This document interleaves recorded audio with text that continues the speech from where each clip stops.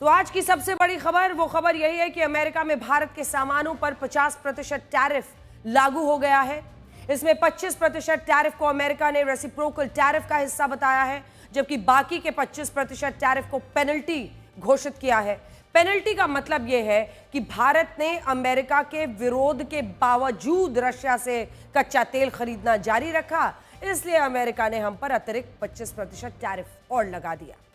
अब देखिए, इस टैरिफ को हर कोई अपने चश्मे से देख रहा है और इसका विश्लेषण भी कर रहा है, लेकिन हमारा मानना है कि इस 50% टैरिफ में भारत का ढेर सारा साहस दिखता है। यह टैरिफ इस बात का सबूत है कि भारत ने अमेरिका की शर्तों के सामने झुकने से इनकार कर दिया और राष्ट्रपति डोनाल्ड ट्रंप के दबाव के बावजूद राष्ट्रहित को सर्वोपरि रखा गया। किसी के कहने पर रशिया से कच्चा तेल खरीदना बंद नहीं किया हमने, और टैरिफ को टालने के लिए हमने अमेरिका के साथ ऐसी कोई ट्रेड डील नहीं की जिससे हमारे किसानों को, हमारे डेयरी उद्योग को नुकसान हो। यह बात सही है कि भारत ने टैरिफ के खिलाफ काफी मुश्किल राह चुनी है, लेकिन यह बात भी उतनी ही सही है कि इस राह को राष्ट्रहित में चुना गया है। और आप ये मत सोचिए कि सिर्फ भारत के सामानों पर टैरिफ लगाया गया है। यह टैरिफ इस देश के 145 करोड़ लोगों पर भी लगा है जो मिलकर इसे भारत बनाते हैं।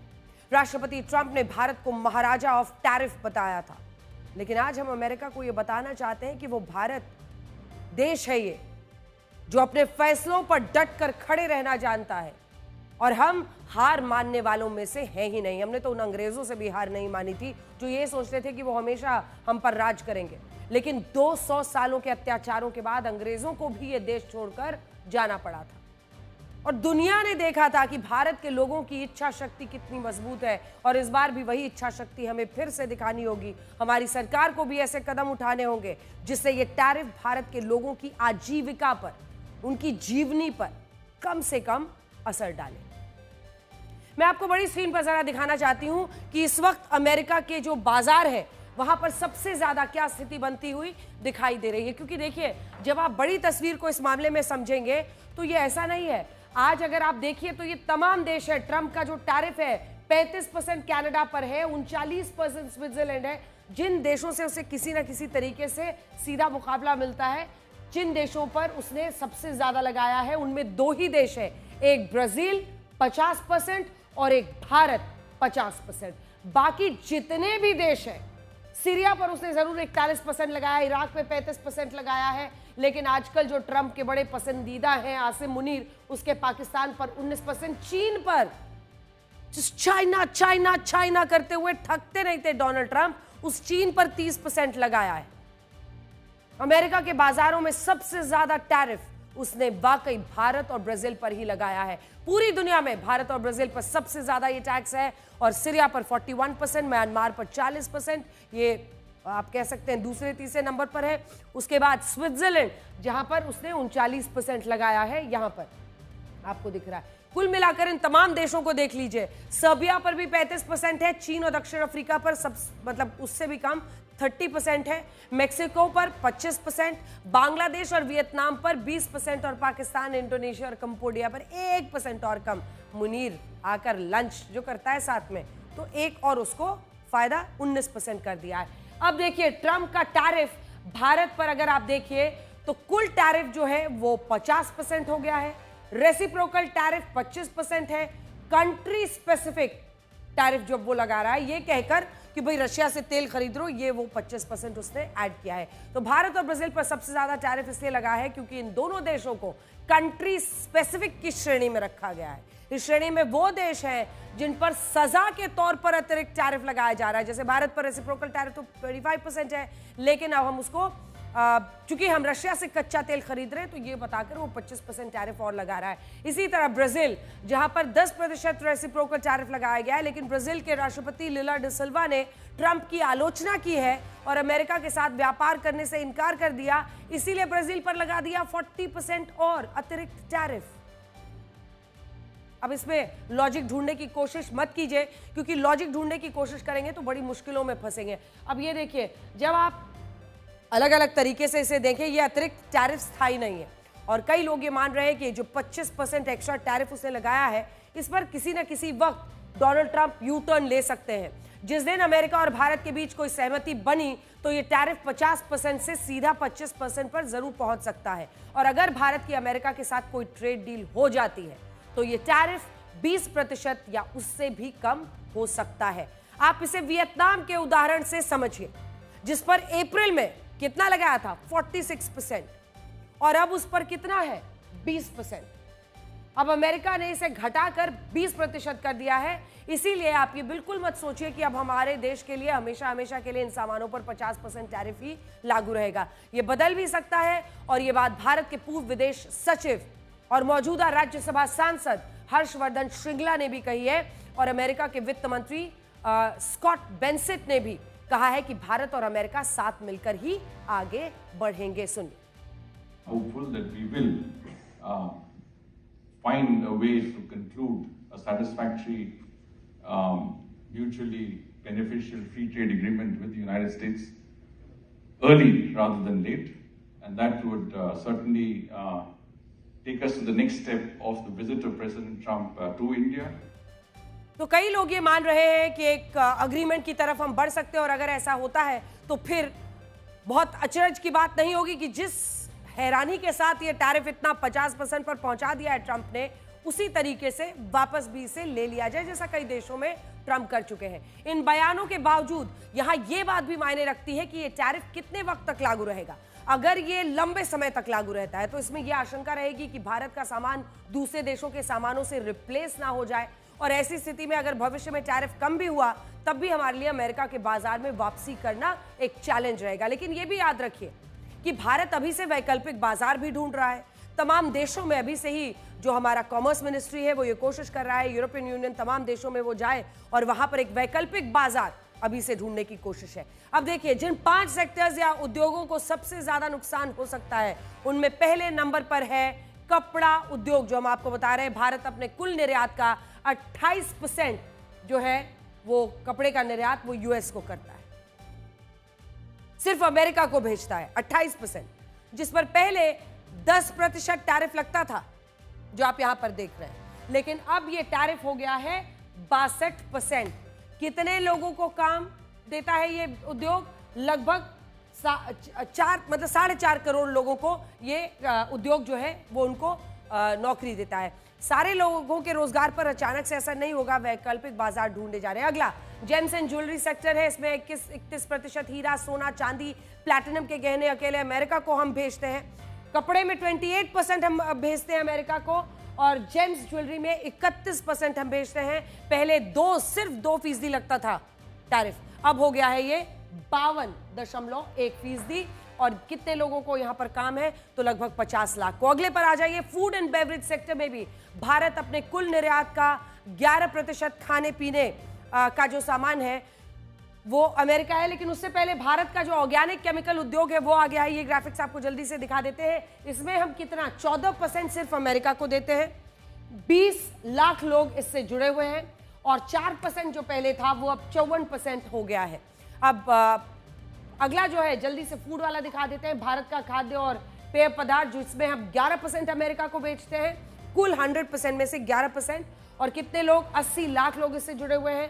पहले टैरिफ 0 था, अब 50% हो गया है। तो कुल मिलाकर अगर आप देखिए हर सेक्टर में, फर्नीचर का सेक्टर भी इंटरेस्टिंग है क्योंकि फर्नीचर में हम अपना 37% बेचते हैं, एक्सपोर्ट करते हैं हम अमेरिका को। 48 लाख जुड़े हुए हैं, 23% पहले थे और अब 52.3% हो गए। माफ कीजिएगा, 2.3% है। 2.3% पहले था, अब 52.3% हो चुका है। अगला स्टील एल्यूमिनियम का भी, क्योंकि ये जो हेवी मेटल्स है, भारत का स्टील, एल्यूमिनियम, कॉपर उद्योग, ये 16% हम बेचते हैं अमेरिका को, एक्सपोर्ट करते हैं। 55 लाख लोग जुड़े हुए हैं, 1.7% है। अब ये पहले था और अब कितना हो गया? 51.7% ये हो चुका है। तो हर सेक्टर में कितना असर है। अब ये इसकी बहुत झींगे की बात बहुत हो रही है, जिसे श्रिम्प्स हम कहते हैं। झींगों का सबसे बड़ा मामला है क्योंकि झींगों में हम सबसे ज्यादा 32.4% भेजते हैं अमेरिका को। कितने लोग? 15 लाख लोग जुड़े हुए हैं और पहले 0% था। सोचिए टैरिफ कितना विन विन सिचुएशन था, अब 50% टैरिफ कर दिया है। भारत की दवाइयों, स्मार्टफोन, पेट्रोलियम प्रोडक्ट्स पर टैरिफ की नई दरें लागू नहीं होंगी, लेकिन फिर भी कुल मिलाकर देखें तो भारत अमेरिका को 7,85,00,000 करोड़ रुपए का सामान निर्यात करता है, जिसमें से 66% यानी 5,18,00,000 करोड़ रुपए का निर्यात 50% के दायरे में आ जाएगा और इसी निर्यात पर मार पड़ती हुई दिखाई देगी। भारत के chamber of trade and industry का कहना है कि इस टैरिफ से देश में 10 लाख लोगों की नौकरियां जा सकती हैं, जबकि टैरिफ कम होने से चाइना, वियतनाम, कंबोडिया, बांग्लादेश जैसे देशों को फायदा मिल सकता है। जिन भारतीय कंपनियों को अमेरिका से सामान के ऑर्डर मिले हुए हैं वो भी रद्द हो सकते हैं और रद्द होने पर इन कंपनियों की फैक्ट्रियों के कारखानों में काम ठप हो सकता है और इस वजह से ये चैलेंज बना हुआ है। व्यापारियों पर बोझ बढ़ेगा, नौकरियां अगर जाती हैं तो ये एक चैलेंज रहेगा और इसी के साथ साथ तमाम जो चैलेंजेस है वो आप देख ही रहे हैं। अब हम आपको आगे बताते हैं इस पूरी कहानी में। देखिए, टैरिफ का ये मामला जिस तरह से आगे बढ़ रहा है, भारत कुछ बातों के लिए तैयारी भी कर रहा है। देखिए, इस बात को सरकार भी समझ रही है और इसीलिए उसने ये रणनीति बनाई है कि टैरिफ बढ़ने से जिन सामानों की मांग अमेरिका के बाजार में कम हो जाएगी, मान लीजिए हमारे कपड़े अब वहां महंगे हो जाएंगे तो शायद लोग ना खरीदें, वहां पर महंगाई जरूर बढ़ेगी, उनके लिए वो कपड़े महंगे जरूर हो जाएंगे, लेकिन फिर वो सस्ते ऑप्शंस खोजेंगे। जिन देशों में कम टैरिफ है वहां के कपड़े सस्ते पड़ेंगे, तो अगर वो नहीं खरीदते हैं वहां डिमांड कम हो जाएगी। उन सामानों के निर्यात के लिए दूसरे देशों के बाजार हमें खोजने होंगे, हमें डाइवर्सिफाई करना होगा। जैसे भारत के कपड़ों पर 50% टैरिफ लग गया, अमेरिका के बाजारों में मांग कम हो सकती है। इसी वजह से आज भारत ने तय किया है कि वो ब्रिटेन, जापान, दक्षिण Korea, Germany, France, Italy, Spain और मेक्सिको जैसे कुल 40 ऐसे देश हैं जिनमें एक खास अभियान चलाएगा और यहां पर कोशिश करेगा कि जो हमारे कपड़े हैं, जो हम व्यापार करके एक्सपोर्ट करते थे अमेरिका को, वो कपड़ों को यहां पर खपाया जा सके, यहां पर बेचा जा सके, एक्सपोर्ट किया जा सके और अमेरिकी टैरिफ के असर को भी कम से कम किया जा सके। अगर आंकड़ों से इसे समझे तो यह काम बहुत ज्यादा मुश्किल नहीं लगता। अब तक भारत ने अपने निर्यात को काफी हद तक अमेरिका पर निर्भर बनाकर रखा है, लेकिन अब देखिए, जैसे टेक्सटाइल सेक्टर में भारत अमेरिका को 28% निर्यात करता है, लेकिन पूरी दुनिया के टेक्सटाइल एक्सपोर्ट में हमारी हिस्सेदारी सिर्फ 6 से 7% हुआ करती थी।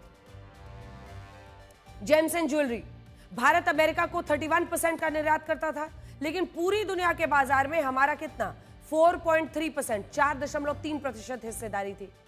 ऑर्गेनिक केमिकल्स में हम अमेरिका को बेचते हैं 14% निर्यात करते थे, लेकिन इसी दुनिया में ऑर्गेनिक केमिकल्स के बाजार में हमारी हिस्सेदारी 2.5%, 2.5%। फर्नीचर, बेडिंग, मैट्रेसेस के उद्योग में हम अमेरिका को 37% का निर्यात करते हैं, लेकिन यहां भी पूरी दुनिया के बाजार में हमारी हिस्सेदारी 3.3% ही है। और गाड़ियों और उसके स्पेयर पार्ट्स में हम अमेरिका को 12% का निर्यात करते हैं, लेकिन यहां भी पूरी दुनिया के बाजार में हमारी हिस्सेदारी सिर्फ 3% है। इन आंकड़ों से यह पता चलता है कि अब तक हमने इन सभी सेक्टर्स में निर्यात के लिए मुख्य रूप से अमेरिका के बाजार को चुना, लेकिन अब अगर हम चाहें तो हम दुनिया के बाकी देशों में इन्हीं सामानों का निर्यात बढ़ा सकते हैं और डाइवर्सिफाई करें और अमेरिका पर जो अपनी निर्भरता है उसको हमेशा हमेशा के लिए खत्म कर सकते हैं। If you want to know how we look at the tariffs, we feel these tariffs are totally unjustified and they're unfair. Because the reasons that have been given to us, those same causes, those same reasons apply to many other countries. But the tariffs have been selectively imposed on us. So that's why I say they are unreasonable, unjustified, and unfair. But our economy is strong enough. Our government will protect the interests of our country.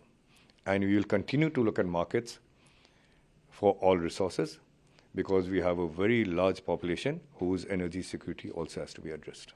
Yes, economically इसका impact होगा देश के अंदर। At the same time, yes, सरकार कोशिश कर रही है और इंडस्ट्री भी कोशिश कर रही है कि नई एक्सपोर्ट मार्केट्स खोली जाएं, ढूंढी जाएं, परंतु एक्सपोर्ट्स इतनी जल्दी शुरू नहीं हो पाते और ये काफ़ी बड़ा मात्रा है। 50% टैरिफ मीन्स कि हमारे करीब 30-40 बिलियन डॉलर के एक्सपोर्ट रुक जाएंगे अमेरिका में। तो 30-40 बिलियन डॉलर की मार्केट्स नई ढूंढना बहुत मुश्किल होता है और बहुत समय भी लगता है, पर भारत करेगा। देश के अंदर हम अपना क्वालिटी और प्रोडक्टिविटी इम्प्रूव करें, जहाँ तक रही बात नौकरियों की, नौकरियां जाएंगी अनफॉर्चुनेटली। ये हमारे लिए एक चैलेंज है और इस चैलेंज को जो है हम मीट कर सकते हैं by doing all the reforms that we are already undertaking. I'm sure आगे चलते हुए इसमें जब यूनियन बजट में भी कैपिटल एक्सपेंडिचर और जो तमाम रिफॉर्म्स के मेजर्स जो पहले भी बातचीत हुई है, फैक्टर्स ऑफ प्रोडक्शन पे बातचीत हुई है जिसमें कॉस्ट ऑफ डूइंग बिजनेस की बात करते हैं, उन सब चीज़ों पे और आगे जो है पॉजिटिव मेजर्स देखे जाएंगे जिससे कि जो प्रधानमंत्री का विकसित भारत गोल है वो definitely we will be able to move on that very very positively and with very firm footing. अब देखिए, हमने एक्सपर्ट्स की बात आपको सुनाई, आपको इसी को समझना चाहिए। जो लोग इस पर राजनीति करने के लिए ये कह रहे हैं कि अमेरिका के 50% टैरिफ से भारत की अर्थव्यवस्था को बहुत बड़ा सेटबैक लगेगा, बहुत ज्यादा नुकसान होगा, वो लोग असल में हमारी अर्थव्यवस्था की ताकत को हल्के में ले रहे हैं। ऐसे लोगों के लिए आज हमने कुछ आंकड़े निकाले हैं जिनसे वो ये समझ पाएंगे कि हमारी मौजूदा अर्थव्यवस्था टैरिफ के झटकों को सहने के लिए पूरी तरह से सक्षम है। और ये सारा डेटा, ये सारा इंफॉर्मेशन तमाम ऐसी एजेंसियों पर निर्भर करता है जिन्होंने अपनी तरफ से ठोक बजाकर पूरी जानकारी हासिल की है और जिनका विश्व में एक रुतबा माना जाता है। ये भी समझिए कि ये मामला ऐसा भी है कि जब जो इंटरनेशनल रेटिंग एजेंसीज हैं जिनको वो हर बार कोट करते हैं, वो इंटरनेशनल रेटिंग एजेंसीज ही कह रही हैं कि भारत को बहुत बड़ा सेटबैक इससे नहीं लगेगा। इस वक्त भारत दुनिया की अर्थव्यवस्थाओं में सबसे अच्छा प्रदर्शन कर रही है। खुद अमेरिका की credit rating agency Fitch ratings का कहना है कि भारत की आर्थिक स्थिति इतनी मजबूत है कि टैरिफ का असर भारत की जीडीपी पर बहुत मामूली होगा। अमेरिका की कंपनी S&P ग्लोबल, जिसे भारत को 18 सालों बाद निवेश के सबसे भरोसेमंद देशों की सूची में डाल दिया है और ये कहा है कि टैरिफ से भारत की अर्थव्यवस्था को फिलहाल के लिए कोई जोखिम नहीं दिखता। भारत की अर्थव्यवस्था पर विदेशी निवेशकों को भी पूरा भरोसा है। यूपीए के 10 सालों में फॉरेन डायरेक्ट इन्वेस्टमेंट से भारत को 26,20,000 करोड़ रुपए मिले थे, लेकिन मोदी सरकार में 2014 से 2024 के बीच 57.5 लाख करोड़ रुपए मिल चुके हैं। भारत की सबसे बड़ी ताकत है उसका घरेलू बाजार।